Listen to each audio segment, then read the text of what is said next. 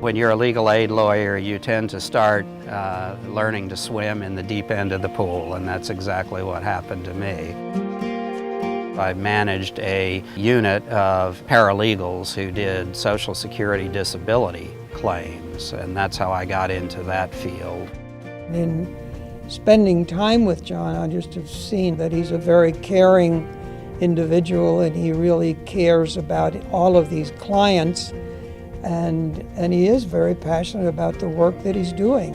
I mostly work representing clients in appeals of denials of Social Security benefits. And that's how I learned to do the work that became not only an important part of my career, but what enabled me to participate in these Eric Kahn cases. This very difficult and serious, heartbreaking situation began in May of 2015 when about 1,500 local recipients of disability benefits in eastern Kentucky got notices in the mail from the Social Security Administration that the disability benefits they were receiving might be terminated. These notices were a shock to these folks. Many of these people have no other income other than this disability income. These are compelling cases. These people were awarded disability by decisions of administrative judges years ago. Their disabilities are genuine.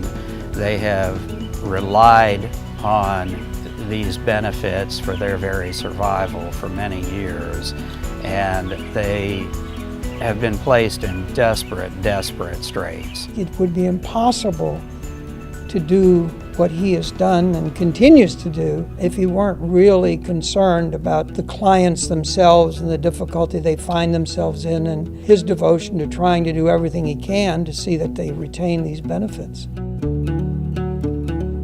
The thing that stands out the most to me about John Goss is that he is completely client-centered, that he takes the idea that our duty is to these individuals that are, kind of on the wayside of this confusing fraud, and he's putting them back at the center of the process.